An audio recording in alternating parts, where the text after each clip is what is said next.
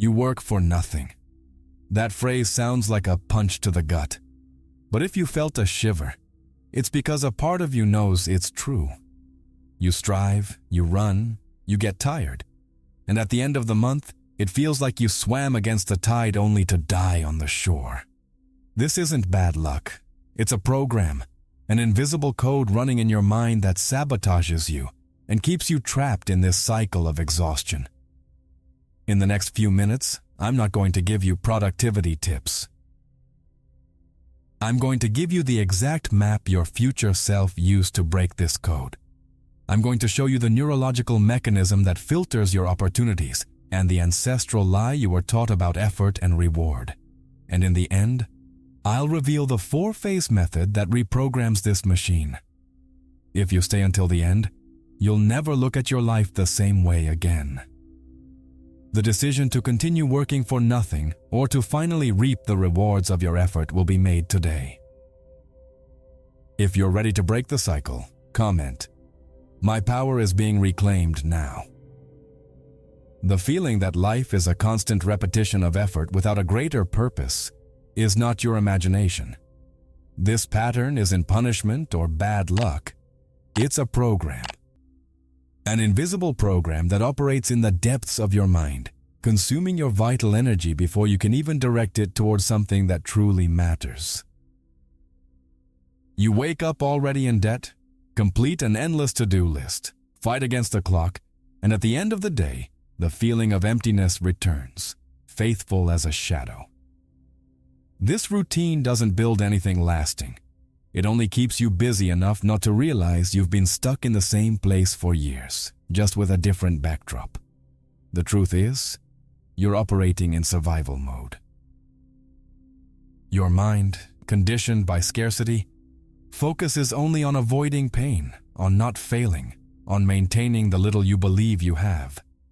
This constant state of alert dictates your choices, sabotages your opportunities, and keeps you hostage to a limited reality. It's a vicious cycle. The fear of lack generates behaviors that create more lack, reinforcing the initial belief. You've become a prisoner of a prophecy you yourself wrote, without knowing you held the pen in your hand. Think about your day. How many decisions did you make from a place of expansion, and how many were made from fear? Fear of not having money, fear of being judged, fear of losing control. Each of these micro-decisions feeds the pattern. That's why, when something good happens, a momentary relief, an unforeseen event soon follows to balance things out. It's not the universe testing you. It's your internal system, programmed for a certain level of suffering, correcting its course back to what it knows as normal. This programming is the root of all your frustration.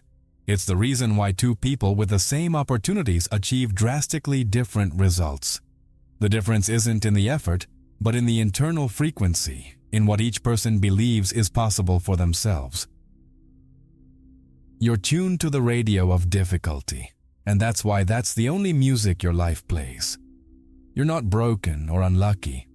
You're just operating with an outdated instruction manual, a map that always leads you to the same desert. You know, I realize that a lot of people feel exactly this. The desire to change is there, but the mental software is so outdated that it ends up blocking any progress. That is why I decided to organize what I call the thought code, the architect. It is not just a book. It is an update patch for your operating system. In it, I provide practical tools for you to take control of the drawing board of your life and stop accepting the bugs of scarcity as if they were your destiny. If you feel that your mind needs this new code to stop working in emptiness and start building something real, I left access to it in the first pinned comment below. It is the ideal complement to what we are going to explore in more depth from now on. This moment is no accident.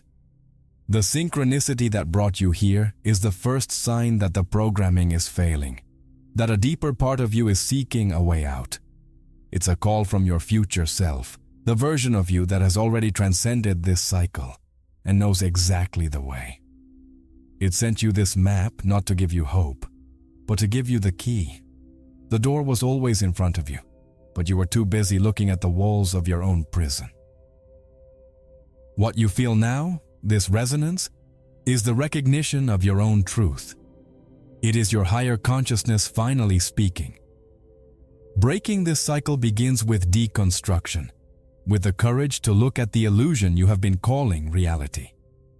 You need to understand how this machine works in order to dismantle it, piece by piece.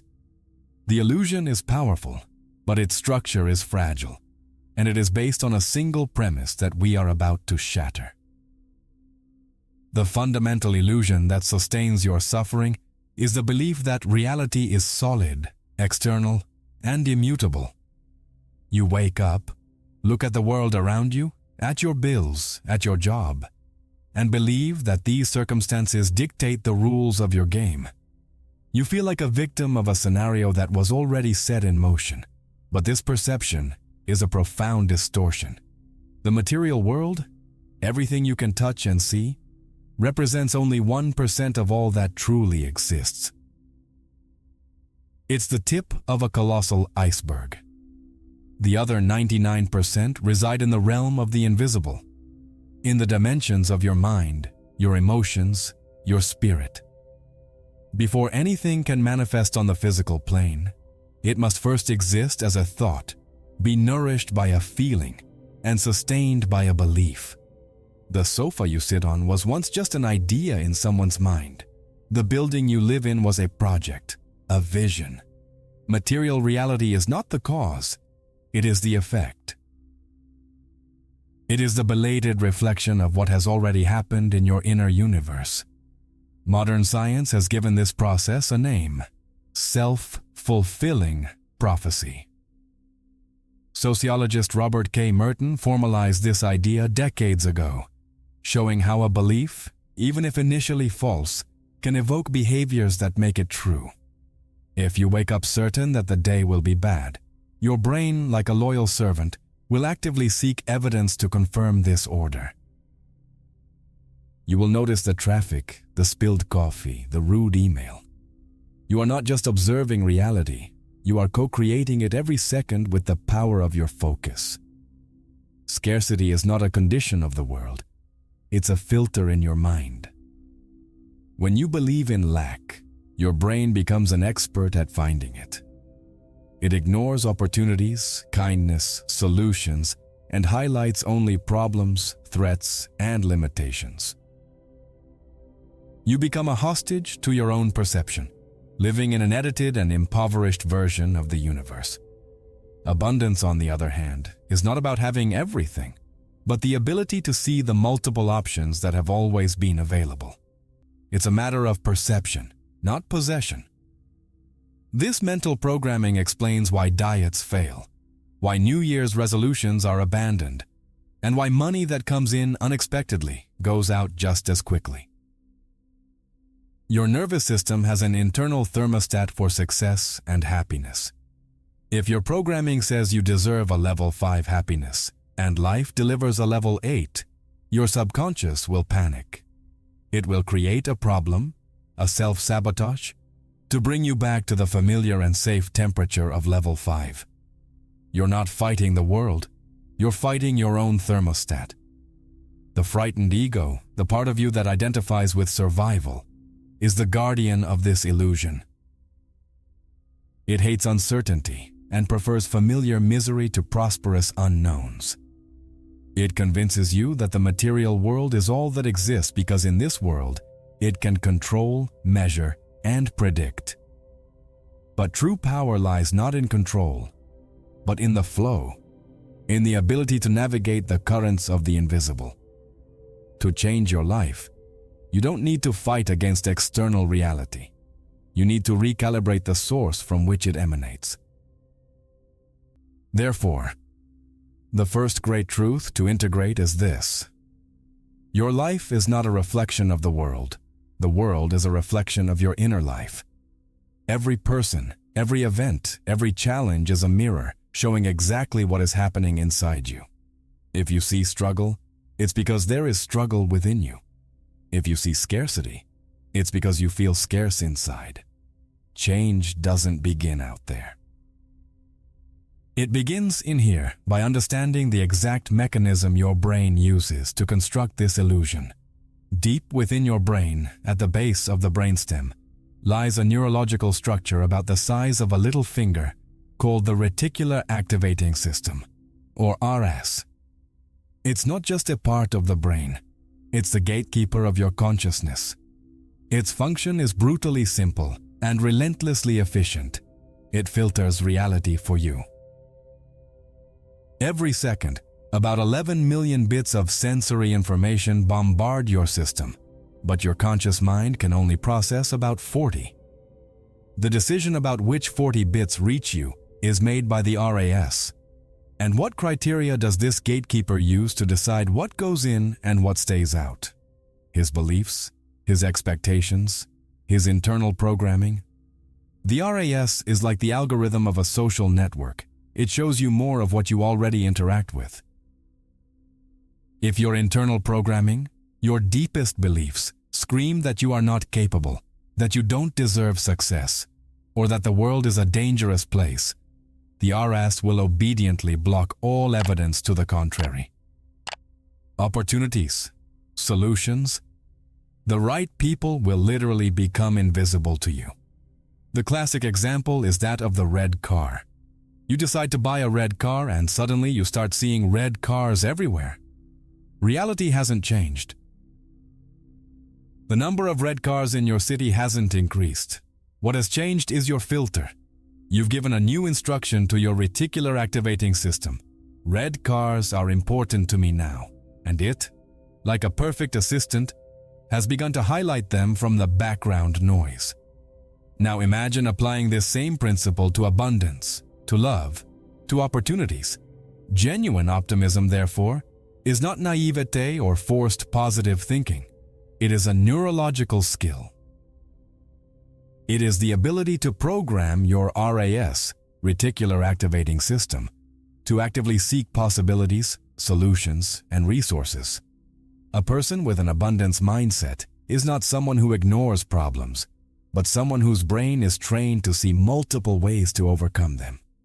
The word abundance, at its root, means a variety of options. Scarcity, on the other hand, is the belief that there is only one way, one source, one chance. This programming happens primarily through language and repetition. Every time you say, "I can't, this is impossible, life is a struggle," you are reinforcing the instructions for your gatekeeper. You are training your brain to be blind to anything that doesn't fit into this narrative of difficulty. You live in a universe of infinite possibilities, but you walk through it with blinders that only allow you to see a narrow, dark corridor of limitations. The tragedy is that this system was designed to protect you, to help you focus on what's relevant for survival. But in a world where the threats are no longer saber-toothed tigers, but rather limiting beliefs, this same survival mechanism has become your greatest prison. It keeps you safe within what is known, even if the known is a cycle of suffering and frustration. You urgently need to hack this system, reconfigure the filter before it completely erases your vision of the future. The task, then, is not to change the world, but to rewrite the orders given to the gatekeeper of your mind. You need to become the conscious programmer of your own reality algorithm. This is not a metaphor, it's neuroscience. And to understand how this programming was installed in the first place, we need to go even deeper, to the mythical origin of the architecture of the human mind, where the seed of scarcity was planted. To decode the origin of this illusion, we need to look at ancient creation myths with new eyes. Ancient texts, such as Genesis, when read not as literal history but as an archetypal map of the psyche, reveal a shocking truth. They do not describe the creation of the physical universe, but the architecture of the human mind and the process of manifestation. Adam is not a historical man. He is the archetype of the creative potential that exists within each of us, the spark of pure consciousness. In paradise, Adam was a magician. Everything he thought materialized instantly. There was no delay, no effort, no doubt. Paradise was not a place. It was a state of consciousness, a state of perfect alignment between thought and reality. Eve represents the complementary polarity, the emotion, the intuition, the feeling that gives life to the idea. Together, Adam and Eve symbolize the unity of the creative mind, where thought and emotion dance in perfect harmony. The expulsion from paradise is the most powerful metaphor for the fall of consciousness. The moment we eat the fruit of the tree of knowledge of good and evil is the moment the ego is born. We gain the capacity to judge, compare, doubt, and feel fear. We leave the state of unity and fall into duality. It is at this point that manifestation ceases to be instantaneous. In the material world, outside of paradise, everything begins to demand effort, time, and dedication. Man must work by the sweat of his brow. Woman must give birth in pain. This narrative isn't about original sin, but about original forgetfulness. We forgot our creative nature and came to believe that we are mere creatures, subject to the laws of an external and hostile world. The idea that you need to fight tirelessly to survive, that suffering is a virtue, and that rest is for the weak, is the direct legacy of this fall. It's the greatest blockage preventing the natural flow of abundance in your life. You were born to create, but you were taught to fight. In Kabbalistic tradition, human beings are called vessels or vessels. The purpose of a vessel is to be filled. You were designed to be a vessel capable of holding the maximum possible potential, maximum creativity, maximum health, maximum prosperity, maximum spiritual connection. An empty vessel is a person who survives but does not live. They fill their days with pointless work, with activities that do not contribute to their true fulfillment, only keeping them distracted from their own emptiness. The real fall wasn't moral, it was a fall in frequency, a forgetting of our innate power. You weren't expelled from paradise, you simply forgot that it's an internal state, accessible at any time. You continue acting under the rules of exile, believing you need to earn your way back to something that never left you.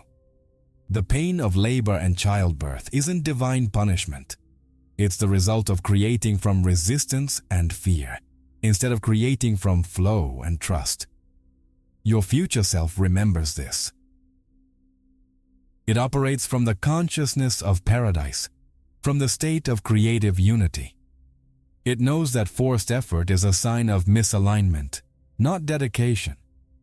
It understands that material reality is malleable and responds to the inner state. The first major turning point in your awakening process is precisely this: realizing that manifestation is not a mystical trick, but the rediscovery of an inner science that you already knew before the fall. The first major turning point happens the moment you realize that manifestation isn't magic. It's applied cognitive science. It's a process of internal engineering. It's not about sitting back, thinking positively, and waiting for the universe to deliver your desires on a silver platter.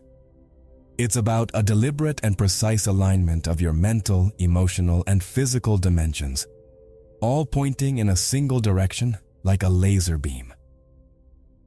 Focused energy is what bends reality, not scattered thought. Before any object, project, or relationship exists in the material world, it needs to be conceived in someone's mind. But the idea alone is powerless. It needs to be energized by emotion, by the conviction that it is possible, and, most importantly, by the feeling that one is worthy of receiving it. An idea without emotion is a project in a drawer. An idea with the emotion of fear or doubt is a recipe for self-sabotage. Successful creation requires the union of the architect, mind, with the engineer, emotion. This is where we find the most subtle and devastating poison, the belief of unworthiness. It operates like a silent virus in your operating system, corrupting your best efforts. You may have the perfect strategy, the most brilliant business plan, the fiercest dedication. But if deep within you, a voice whispers that you are not good enough, that others are more worthy, or that success will bring some kind of punishment or isolation, you will unconsciously find a way to fail. Self-sabotage is the ego's immune system trying to protect you from success it perceives as a threat to your current identity. If you define yourself as a fighter, someone who has always chased after things, easy and abundant success can generate an identity crisis. Who am I without my struggle? So you create obstacles, miss deadlines, pick fights, make bad financial decisions. Not because you are incompetent, but because your subconscious is desperately trying to keep you in the comfort zone of your old identity. Think about it. How many times have you been on the verge of achieving something great, and suddenly everything went wrong? A promising project that crumbled, a relationship that seemed perfect and soured, an increase in income that was immediately consumed by an unexpected expense. This isn't bad luck. It's your internal system correcting course, pulling you back to the level of deservingness you've set for yourself. You are both the saboteur and the victim at the same time. The second primary limiting belief is that of not being capable. While unworthiness is about value, inability is about ability. It feeds on comparisons, past experiences of failure, and the critical voice that tells you that you don't have the talent, intelligence, or resources needed. This belief paralyzes you before you even begin. The person who believes they are not capable doesn't even try to start the business because the thought, "What if nobody buys?" is more real than the possibility of success. Your future self has already transcended those two beliefs. It operates from a state of innate worthiness and infinite capacity. It doesn't ask, "Can I do it?"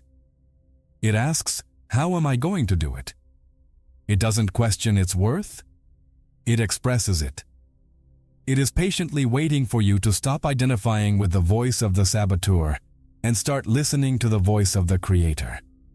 And the first practical step to make this transition is not mental, it's verbal. It's an immediate change in the most powerful tool you use every day. This is the point of immediate application. The moment when theory becomes practice and transformation ceases to be a concept and becomes an action.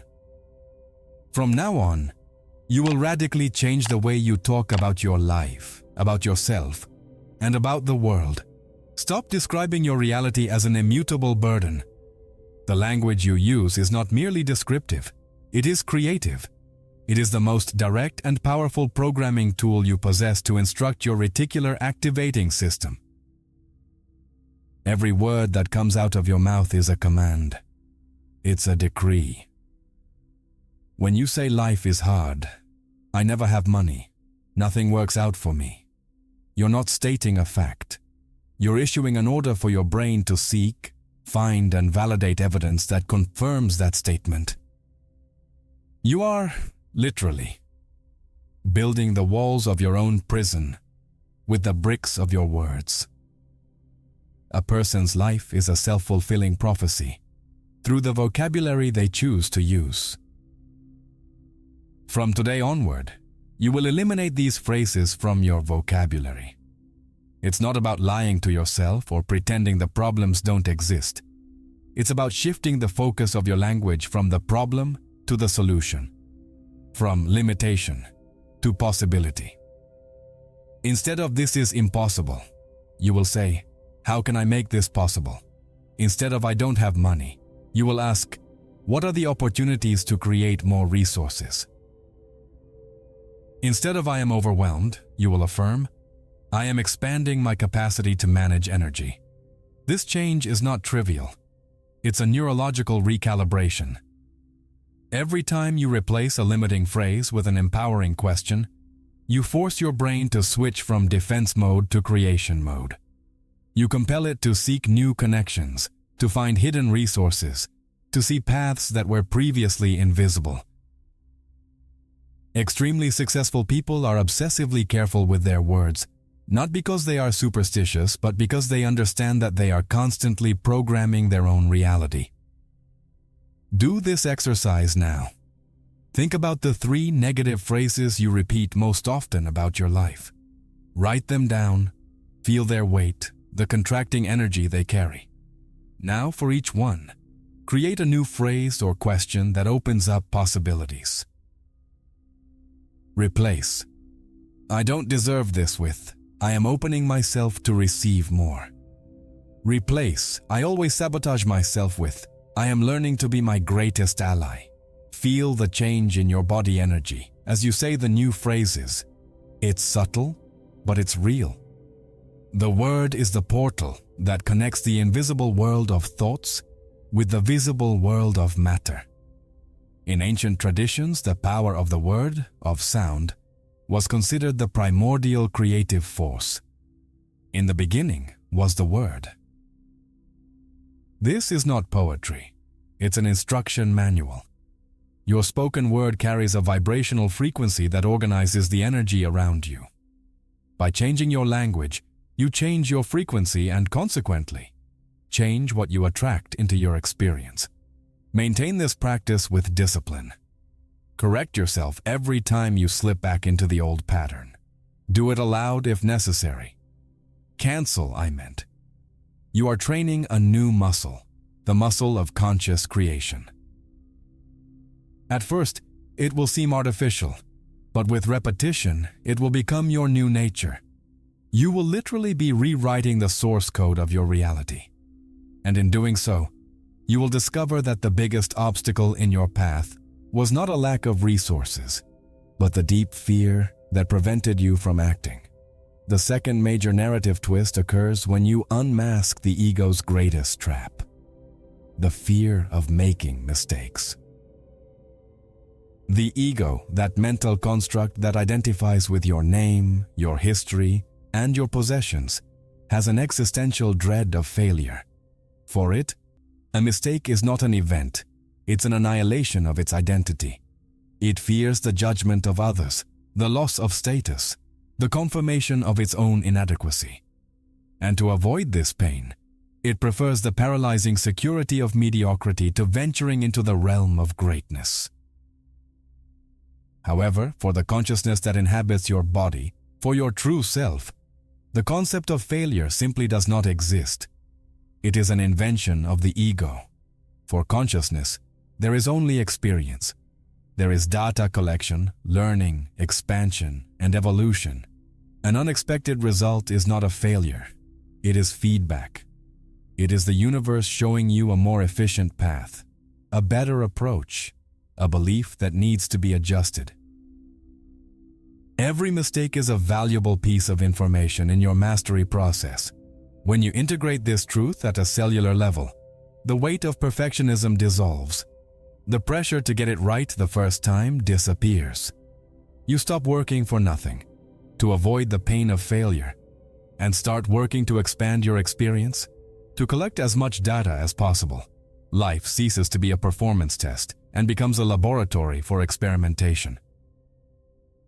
You become a scientist of your own existence, curious about the results, detached from them. Abundance from this new perspective takes on a much deeper meaning. It's not just about accumulating wealth or achievements to prove your worth. It's about living with maximum satisfaction and fulfillment in all areas of your life. It's the richness of experience, the freedom to try new things, the resilience to get up after a fall, and the wisdom to learn from every event. A truly abundant person is not one who never makes mistakes, but one who is no longer afraid to make mistakes. Fear, therefore, changes its function. It ceases to be a stop sign and becomes a compass. Fear now indicates exactly where your next growth frontier lies. What you fear most is, most likely, the exact thing you need to do to break through your current barrier.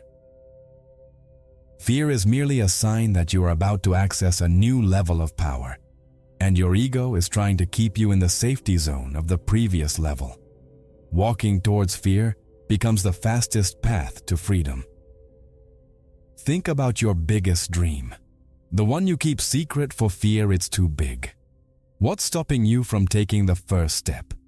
The fear of not being good enough, the fear of what others will think, the fear of losing what you already have? Recognize this fear not as a wall, but as a portal. On the other side of that portal is the version of you that has already achieved that dream. They didn't get there because they weren't afraid, but because they acted despite their fear. The journey to connect with your future self is a journey of disidentification with the fearful ego and identification with courageous consciousness. It's a process of dying to who you think you are, so that you can be born as who you truly are. And to facilitate this rebirth, there is a method. A structured process in 4 phases, based on ancestral principles of manifestation, that will guide you step by step in clearing your mental filter and releasing the ideas that your future self already knows will work. The concept of worthiness is the invisible foundation upon which you build or demolish your life. It's much deeper than simply believing you are capable.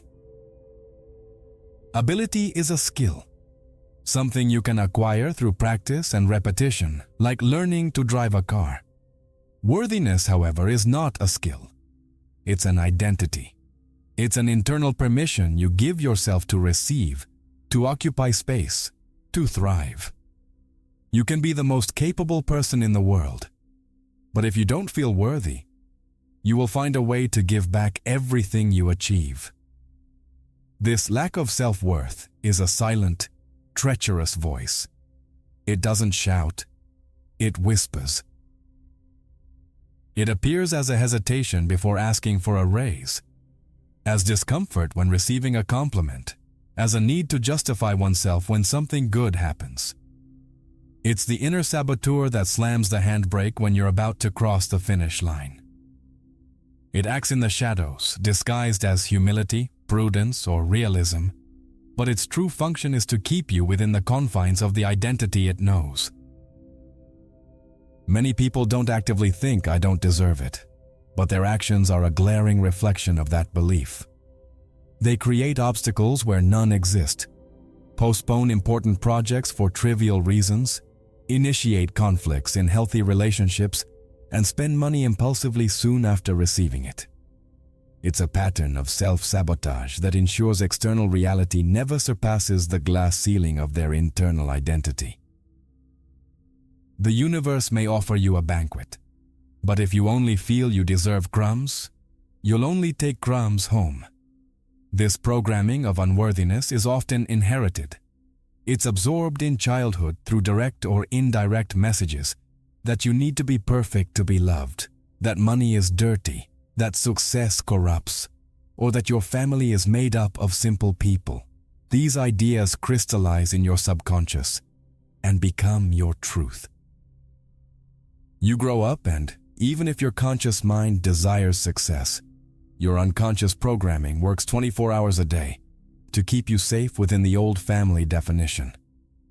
The work of healing unworthiness isn't about repeating empty affirmations, but about observing your own self-sabotaging actions without judgment.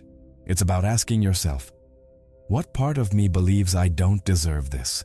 It's about bringing that shadow into the light. When you observe the saboteur, you disidentify from it.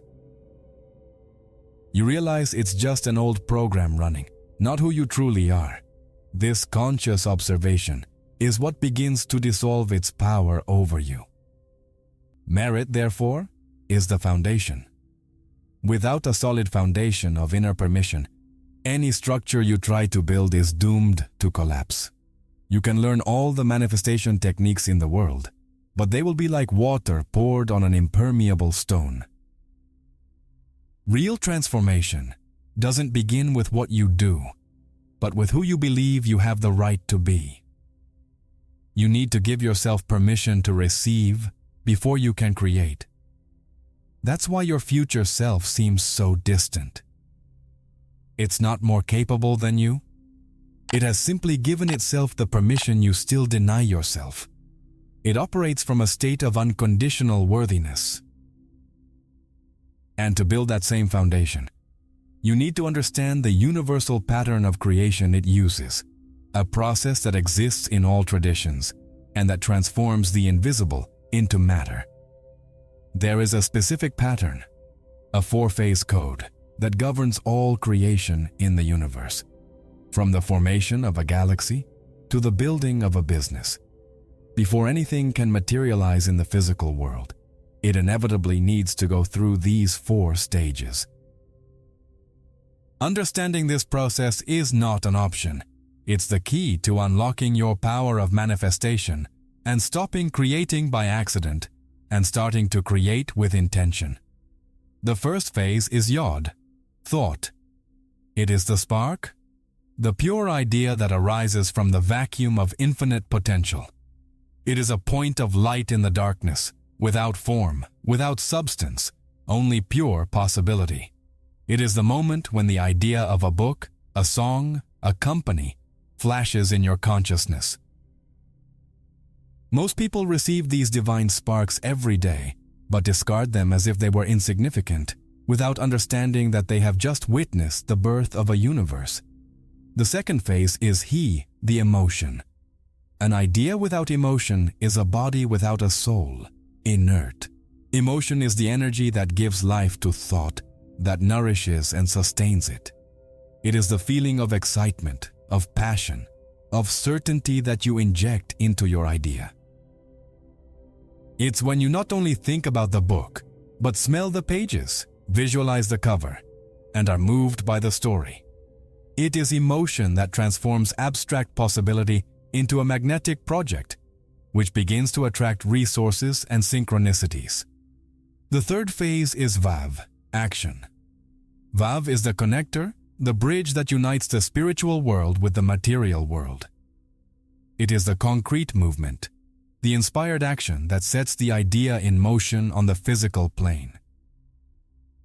It is sitting down and writing the first page, making the first connection, registering the website domain. Action, in this phase, is not a forced effort, but a natural consequence of the alignment between thought and emotion. It is the universe moving through you. Inaction is the graveyard of great ideas. The fourth and final phase is the second he, the manifestation. It is the complete realization, the moment when the idea becomes a tangible reality in the physical world. The book is published, the company opens its doors, the relationship is solidified. It is the final result of the cycle, the materialization of the energy that traveled from the plane of thought to matter. And most importantly, each successful manifestation becomes the seed for a new cycle of creation at a higher level. The sofa you're sitting on, the phone in your hands, the clothes you're wearing, everything, absolutely everything, has gone through these 4 phases. Someone had the idea, yod, fell in love with it, he, took the initiative to produce it, vav, and now it exists in your world, he. You are a natural creator, born with this software installed. The problem is that you've forgotten how to use it. You skip phases, try to act without emotion, or have brilliant ideas but doubt them until they die. Your creative cycle is broken. You try to act, vav, from a place of fear and doubt, misaligned emotion, on an idea you don't believe you deserve, contaminated thought, and the result is always the same: frustration and exhaustion. To fix this, you need to go back to basics, honoring each phase of the process. And the starting point for this recalibration is understanding the true origin of the illusion that keeps you trapped in scarcity. Now you need to look directly at the source of scarcity in your life. And the truth may be uncomfortable. Scarcity doesn't come from outside. It's not caused by the government, the economy, or your family. Scarcity is an internal process. It's not an objective reality, but a distorted perception, an optical illusion created by a mind that believes itself separate from the infinite source of abundance that permeates the universe. The root of scarcity is the belief in uniqueness. When you believe there is only one job opportunity for you, only one person who can make you happy, only one path to success, you become a prisoner of that belief. You place unbearable pressure on that single option, and the energy of fear and attachment that you project ends up repelling it. Abundance, by definition, is the existence of multiple options. Once this belief in uniqueness is installed, your reticular activating system kicks in like a loyal guard, filtering reality to confirm your worldview. It literally erases other options from your field of perception. You don't see other job openings because your filter blocks them. You don't recognize other amazing people who could love you because your filter makes them invisible. You don't perceive other paths to success because your filter considers them irrelevant.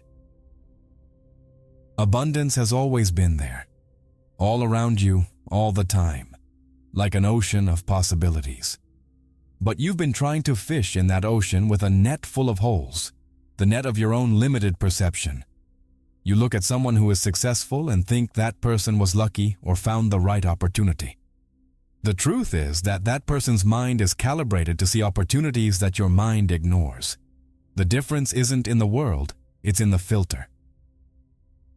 A scarcity mindset generates a cycle of toxic behaviors: destructive competition, envy, anxiety, hoarding, accumulation out of fear, and a chronic inability to celebrate the success of others, as it is perceived as a threat, as if the success of others diminishes one's own chances. An abundance mindset, on the other hand, promotes collaboration, inspiration, resilience, and the understanding that there is enough for everyone. The success of one inspires and opens doors for the success of others.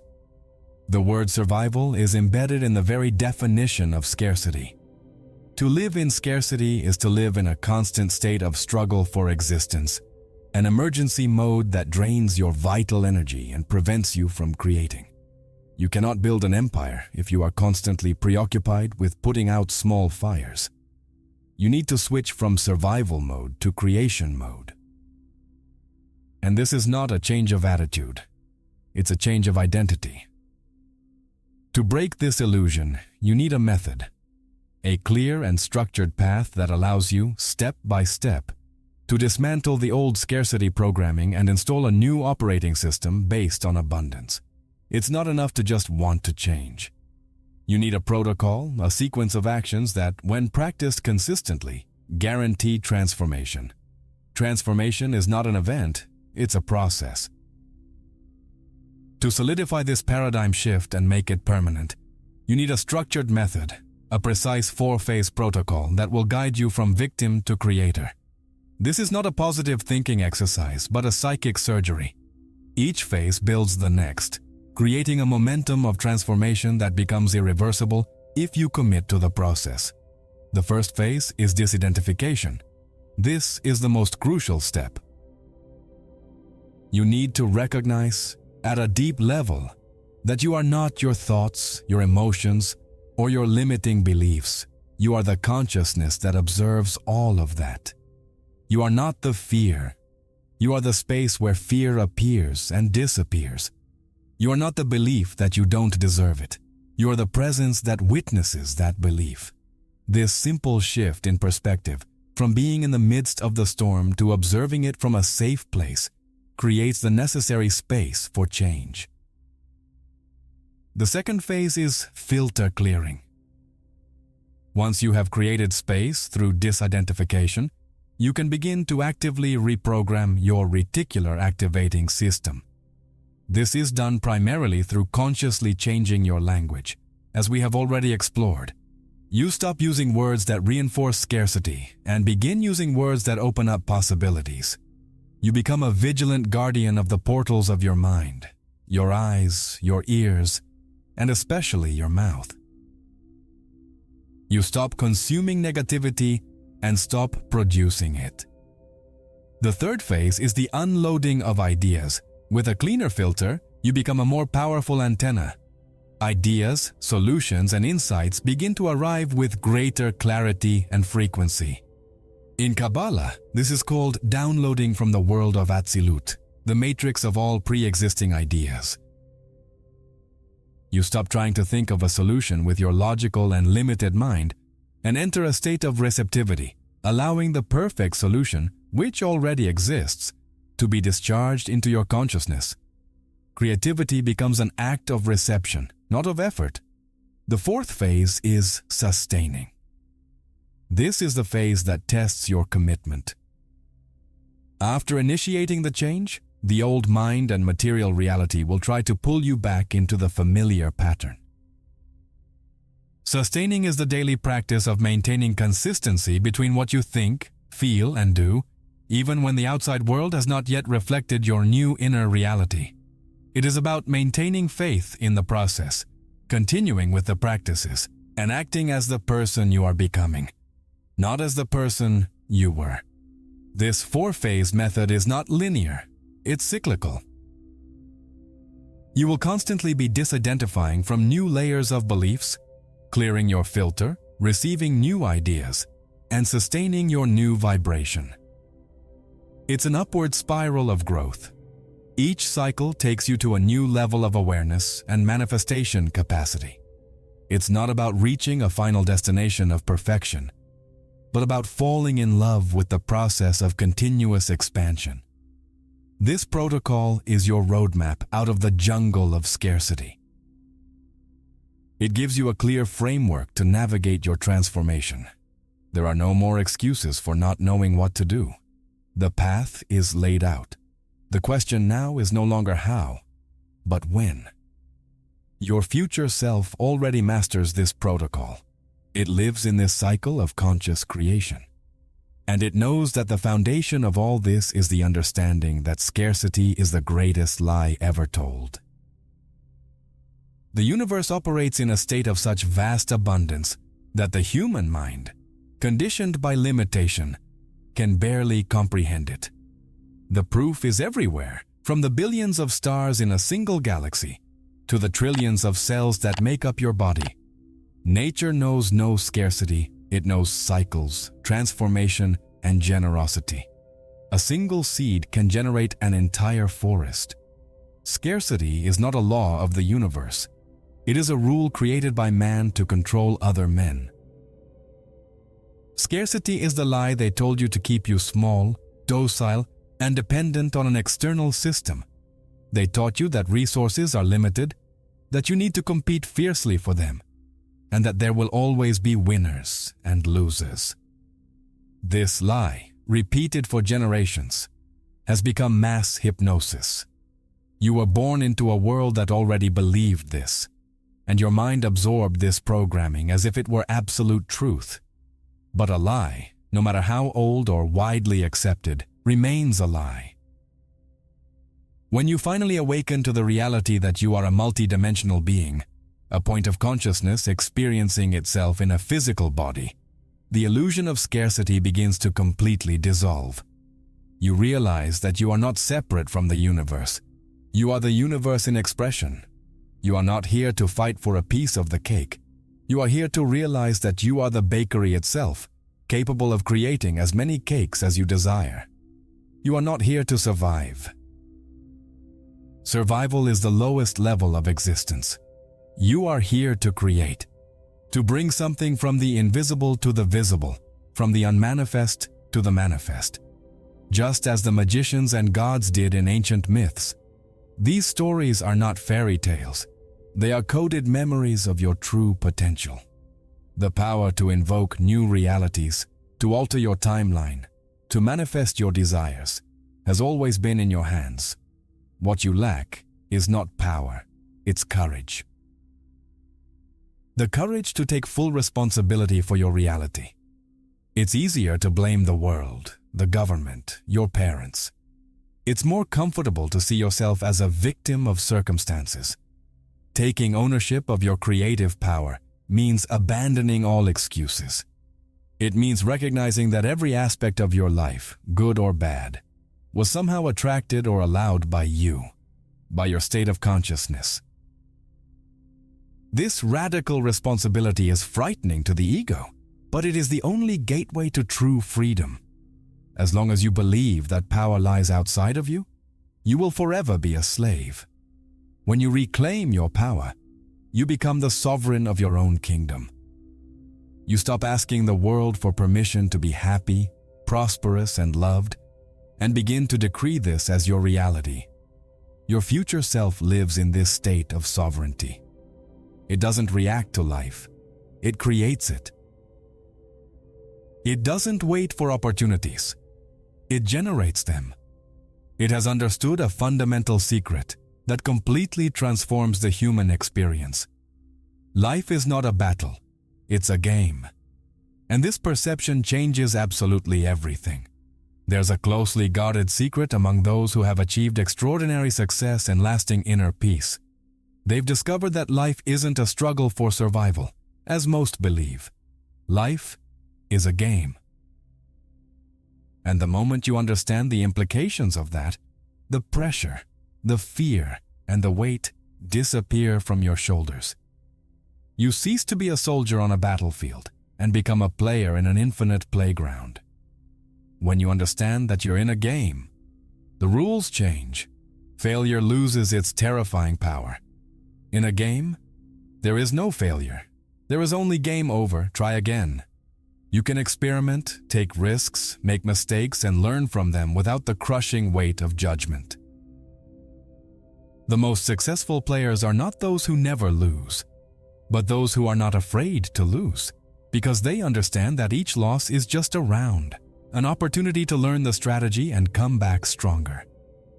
This game-like mindset transforms your approach to everything. Suddenly, you're exploring opportunities instead of protecting yourself from them. You're taking calculated risks instead of being paralyzed by analysis. You're enjoying the process instead of torturing yourself with the expectation of the outcome. You start creating for pleasure, out of curiosity, instead of creating out of necessity or fear. The energy shifts from contraction to expansion. Think about how you behave when you're playing a video game or a sport you love. You're focused, present, engaged. You celebrate victories and learn from defeats. You don't take things personally. Now, imagine bringing that same energy to your career, your relationships, your finances. Imagine seeing a business challenge not as a threat to your survival, but as a difficult phase of a game you're determined to win. Your future self has already discovered this secret. He lives like a player, not a victim.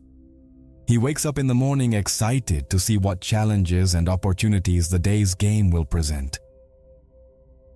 He doesn't identify with his wins or losses. He identifies with his ability to keep playing, to keep learning and evolving. He knows that the goal of the game is not to accumulate points, but to become an ever better player. Adopting this mindset requires a conscious shift. It requires you to constantly ask yourself, if this were a game, how would I act now? This simple question can instantly pull you out of ego drama and put you in a state of creative power. It reminds you that you have choices, that you have agency, and that nothing is as serious as your fearful mind makes it seem. When you start playing the game of life, instead of fighting against it, you will realize something even deeper. You will notice that the game is not random. There seems to be an intelligence, an invisible hand arranging the pieces, presenting you with the right challenges at the right time for your growth. And this will lead you to the final turning point, to the revelation that integrates everything we have learned. The third and final twist, the revelation that ties all the loose ends together, is this: you have never been alone on this journey. There is a greater intelligence, a vast and benevolent consciousness operating through you and around you. Some traditions call it God, others Tao, universe, or higher self. The name doesn't matter. What matters is that this intelligence is not something external to be feared or worshipped. It is your own deepest essence. This awareness is your future self calling you home, to your original state of power and wholeness. Every challenge, Every synchronicity, every person who has crossed your path, everything has been orchestrated by this higher intelligence for your awakening.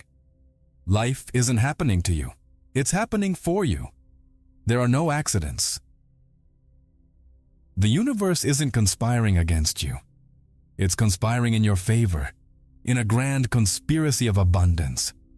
When you finally stop fighting against life, when you stop resisting, complaining, feeling like a victim, and begin to collaborate with this intelligence, everything changes. It's like stopping rowing against a strong current and simply turning the boat around and flowing with it. Coincidences multiply to the point where they become the norm. The right opportunities appear out of nowhere. The people you need to meet knock on your door. Effort decreases and results amplify. This is not magic or positive thinking. It is the natural result of being in vibrational alignment with the fundamental reality of existence. The universe is a field of energy and information, and it responds to your frequency. When you operate from fear, scarcity, and separation, you attract experiences that correspond to that frequency. When you operate from trust, abundance, and connection, the universe has no choice but to deliver experiences that validate this new state of being. You are an individualized expression of the universe's infinite abundance. You are a wave in the ocean of consciousness. The wave may think it is separate, small, and vulnerable, but it never ceases to be the ocean itself. Your journey is not about becoming something you are not. It is about remembering who you have always been. It is about dissolving the layers of false identities and limiting beliefs so that your true nature can shine.